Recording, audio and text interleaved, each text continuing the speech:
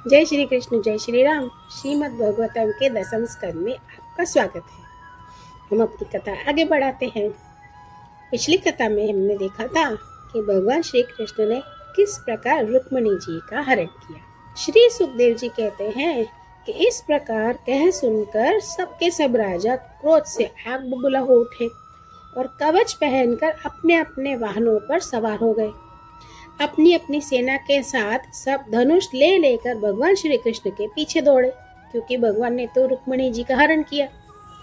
जब यदुवंशियों के सेनापतियों ने देखा कि शत्रु दल हम पर चढ़ आ रहा है, तब उन्होंने भी अपने अपने धनुष की टंकार की और घूमकर उनके सामने डट गए।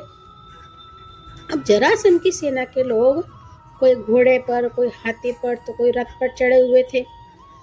वे यदुवंशियों पर इस प्रकार बाणों की वर्षा करने लगे जैसे कि बादलों से मूसलधार बारिश बरस रही हो।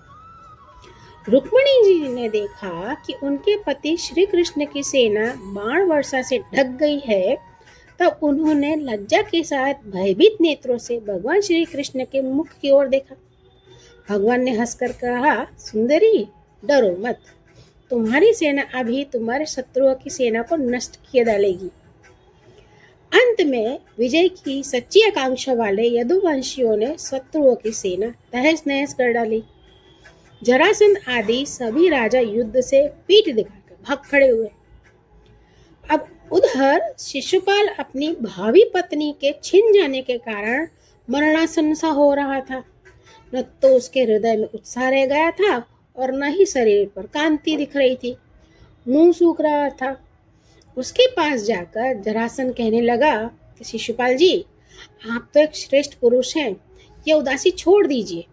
देखिए, श्री कृष्ण ने मुझे 23 अक्षौहिणी सेना के साथ में 17 बार हरा दिया था। मैं केवल एक बार 18वीं बार उन पर विजय प्राप्त कर पाया। फिर भी इस बात को लेकर मैं तो न कभी शोक करता हूँ, न कभी हर्ष करता हूँ। इस बार हमारे शत्रुओं की ही जीत हुई है, क्योंकि काल उन्हीं के अनुकूल था। जब काल हमारे अनुकूल होगा, तब हम भी उन्हें जीत लेंगे। जब मित्रों ने इस प्रकार शिशुपाल को समझाया, तो वे अपने अनुयायियों के साथ अपनी राजधानी लौट गए और उसके मित्र राजा जो भी थे, जो मरने से बच गए थे, वे सब अपने अपने नगरों को वापस लौट गए। अब इधर रुक्मिणी जी का बड़ा भाई रुक्मी भगवान श्री कृष्ण से बहुत द्वेष तो रखता ही था। उसको यह बात बिल्कुल सहन नहीं हुई कि मेरी बहन को श्री कृष्ण हर ले जाए और राक्षस रीति से बलपूर्वक उसके साथ विवाह करे। रुक्मी महाबली था। उसने एक अक्षौहिणी सेना साथ ली और श्री कृष्ण का पीछा किया। महाबाहु रुक्मी क्रोध से मारे जल रहा था। उसके कवच पहनकर, धनुष धारण करके समस्त नरपतियों के सामने यह प्रतिज्ञा की कि मैं यह शपथ लेता हूँ कि यदि मैं युद्ध में श्री कृष्ण को न मार सका और अपनी रुक्मिणी बहन को लौटा नहीं सका, तो अपनी राजधानी में प्रवेश नहीं करूंगा। यह कहकर वह रथ पर सवार हो गया और सारथी से बोला कि जहाँ कृष्ण गए हैं वहीं ले चलो, शीघ्र ले चलो। आज मेरा उसके साथ में युद्ध होगा। आज मैं अपने तीखे बाणों से उस खोटी बुद्धि वाले ग्वाले को घमंड चूर चूर कर दूंगा। उसका साहस तो देखो, मेरी बहन को बलपूर्वक हर ले गया है। रुक्मी की बुद्धि बिगड़ गई थी। वह भगवान के तेज प्रभाव को बिल्कुल भी नहीं जान पा रहा था। इसी से वो बहकी बातें करता हुआ श्री कृष्ण के पीछे पीछे दौड़ पड़ा और ललकारने लगा, खड़ा रहे, खड़ा रहे। उसने अपने धनुष को बलपूर्वक खींचकर भगवान श्री कृष्ण को बाण मारे और कहा कि एक क्षण मेरे सामने ठहर, यदुवंशियों के कुल कलंक। जैसे कौवा होम की सामग्री चुरा कर उड़ जाता है, वैसे ही तू मेरी बहन को चुरा कर भागा है ना। रुक जा, अरे मायावी, रुक जा। कपट युद्ध में कुशल है तू। आज मैं तेरा सारा गर्व मिटा दूंगा। जब तक मेरे बाण तुझे धरती पर सुला नहीं देते, उसके पहले ही इस बच्ची को छोड़कर भाग जा। अब रुक्मी की बात सुनकर भगवान श्री कृष्ण मुस्कुराने लगे। उन्होंने उसका धनुष काट दिया और उस पर बाण छोड़े। श्री कृष्ण ने बहुत सारे बाण छोड़े। उसके जो घोड़े थे, सारथी थे, उसकी जो ध्वजा थी जो उसको भी काट दिया। रुक्मी ने दूसरा धनुष उठाया। भगवान श्री कृष्ण ने उसको भी बाण से भेद दिया, धनुष काट दिया। इसके बाद एक और धनुष लिया, परंतु हाथ में लेते ही भगवान श्री कृष्ण ने उस धनुष को फिर काट दिया। अब रुक्मी क्रोधवश हाथ में तलवार लेकर भगवान श्री कृष्ण को मार डालने की इच्छा से रथ से कूद पड़ा और उनकी ओर झपटने लगा। जब भगवान ने देखा कि रुक्मी मुझ पर चोट करना चाहता है, तब उन्होंने अपने बाणों से उसकी ढाल तलवार को तिल तिल करके काट दिया और मार डालने के लिए हाथ में तीखी तलवार निकाल ली। जब रुक्मिणी जी ने देखा कि हमारे भाई को अब मार ही डालेंगे, तब वे भय से विवल हो गईं। अपने प्रियतम पति भगवान श्री कृष्ण के चरणों पर गिर गईं और फिर करुण स्वर में बोली कि आप परम बलवान हैं, परंतु कल्याण रूप मेरे भैया को कृपया आप मत मारिए, ये आपकी योग्य का काम नहीं है। रुक्मिणी जी का एक एक अंग भय से कांप रहा था।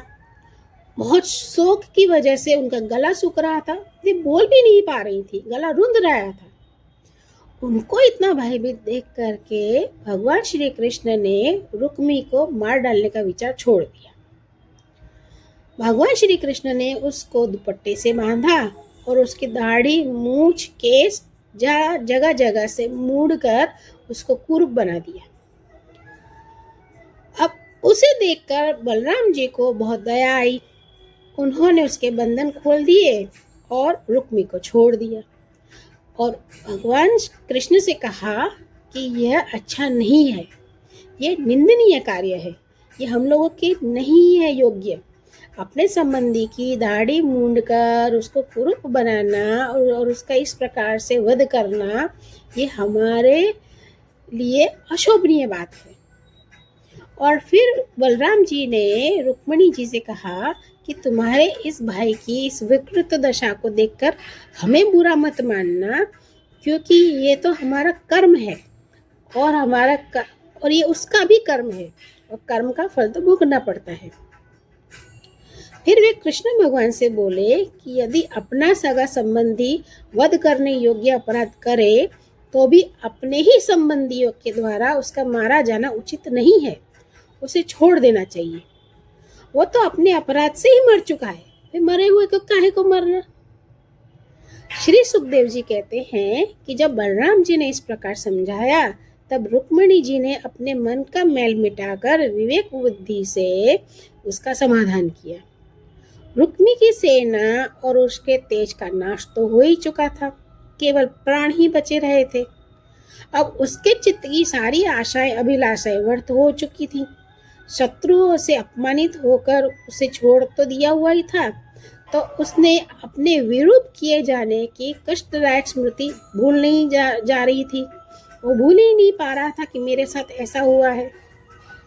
अब उसने अपने रहने के लिए एक भोजकट नाम की बहुत बड़ी नगरी बसाई, क्योंकि उसने तो प्रतिज्ञा ली थी ना, कृष्ण को मारे बिना और अपनी छोटी बहन को लौटाए बिना मैं अपने राज्य में वापस नहीं लौटूंगा। तो इसलिए उसने एक अलग नगरी बसाई। अब इस प्रकार भगवान श्री कृष्ण ने सब राजाओं को जीत लिया। विदर्भ राजकुमारी रुक्मिणी जी को द्वारका लेकर उनका विधि पूर्वक पाणी ग्रहण किया। रुक्मी उस नए नगर में जो उसने बसाया था उसमें रहने लगा। अब भगवान श्री कृष्ण ने इस प्रकार सब राजाओं को जीत लिया और विदर्भ राजकुमारी रुक्मिणी जी को द्वारका लेकर आ गए। द्वारका में लाकर उनका विधि पूर्वक पाणी ग्रहण किया। उस समय द्वारिकापुरी में घर घर बड़ा ही उत्सव मनाया जाने लगा। वहाँ के सभी नर नारी ने आनंद से भरकर चित्र विचित्र वस्त्र पहने, दूल्हा और दुल्हन को अनेकों भेंट की सामग्रियां उपहार में दी। उस समय द्वारका की अपूर्व शोभा ही बन रही थी। कहीं बड़ी बड़ी पताकाएं बहुत ऊंचे तक फहरा रही थी। चित्र विचित्र मालाएं, वस्त्र और रत्नों के तोरण बंधे हुए थे। द्वार द्वार पर मंगल वस्तुएं सजाई हुई थी। जल भरे कलश, धूप, सुगंध सब कुछ लग रहे थे। दीपावली से भी विलक्षण शोभा हो रही थी उस वक्त द्वारिका की। मित्र नरपति आमंत्रित किए गए थे। उनके मत वाले हाथियों के मत से द्वारका की सड़क और गलियों में छिड़काव हो गया। प्रत्येक दरवाजे पर केलों के खंभे और सुपारी के पेड़ रोपे हुए बहुत ही सुंदर लग रहे थे। उस उत्सव में कुतूहलवश इधर उधर दौड़ धूप करते हुए बंधु वर्गों में पुरु, संजय, कैकय, विदर्भ, यदु और कुंती आदि वंशों के लोग परस्पर आनंद मना रहे थे। जहां तहां रुक्मिणी हरण की गाथा गाई जाने लगी। उसे सुनकर राजा और राजकन्या अत्यंत विस्मित हो गए। महाराज भगवती लक्ष्मी को रुक्मिणी के रूप में साक्षात लक्ष्मीपति भगवान श्री कृष्ण के साथ देखकर द्वारिकावासी नर नारियों को परम आनंद हुआ। तो इस प्रकार भगवान श्री कृष्ण ने रुक्मिणी जी के साथ में द्वारिका में पाणी ग्रहण संस्कार संपूर्ण किया। आगे की कथा में हम भगवान श्री कृष्ण की अन्य लीलाओं का दर्शन करेंगे और प्रद्युम्न का जन्म की गाथा सुनेंगे। तब तक के लिए धन्यवाद।